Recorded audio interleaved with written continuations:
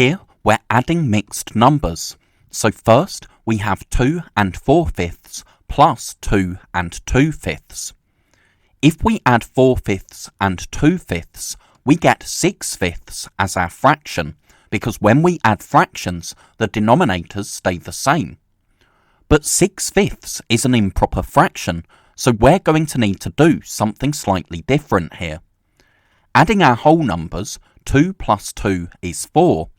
So we can write 4 plus 6/5, because when we add our whole numbers, we get 4, and when we add our fractions, we get 6/5. But we can't write 4 and 6/5 as our answer, because we can't have an improper fraction in a mixed number.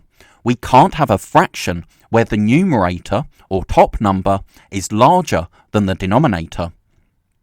So what we need to do is change those 6/5 back into a mixed number. That's 1 and 1/5, because 6 divided by 5 is 1 remainder 1, or because 1 times 5 is 5, plus 1 is 6, and that's the numerator of our improper fraction. So 4 plus 1 is 5, the 1/5 stays the same, so our answer is 5 and 1/5. Now we have 2 and 3/4, and we're adding 1 and 3/4. If we add the fractions together, 3/4 plus 3/4 is 6/4, but that's an improper fraction, so we'll know that we're going to need to change it back into a mixed number, and then add that to our whole numbers. So 2 plus 1 is 3, and 3/4 plus 3/4 is 6/4, because remember, when we add fractions, the denominator stays the same. But again, we can't write 3 and 6/4 as our answer, because we can't have an improper fraction in a mixed number.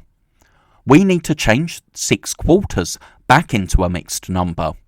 So 6 divided by 4 is 1 remainder 2.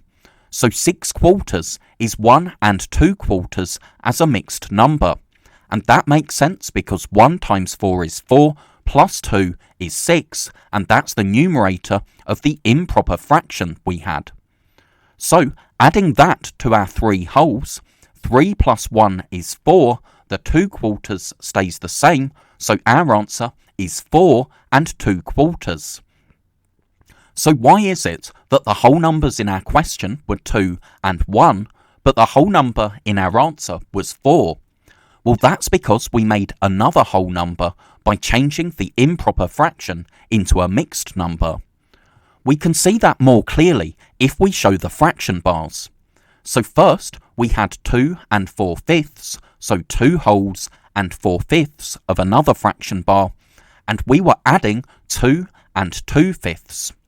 When we added the fractions together, we got 6/5, but we had to change that back into a mixed number, so that's 1 whole and 1/5.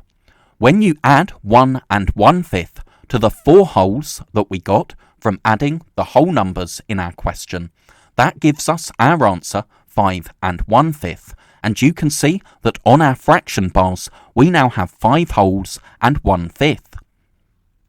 Then we had 2 and 3/4, so that's 2 wholes and 3/4, and we were adding 1 and 3/4. When we put the quarters together, we got 6/4, but we knew that we couldn't write 3 and 6/4 as our answer. Instead, we needed to change 4 of those quarters into 1 more whole. So adding the fractions, what we have at the bottom, gave us 1 and 2/4. When we add that to the 3 wholes that we have from adding the whole numbers in our question, that gave us our answer 4 and 2/4. And you can see that we now have 4 whole fraction bars and 2/4 of another one.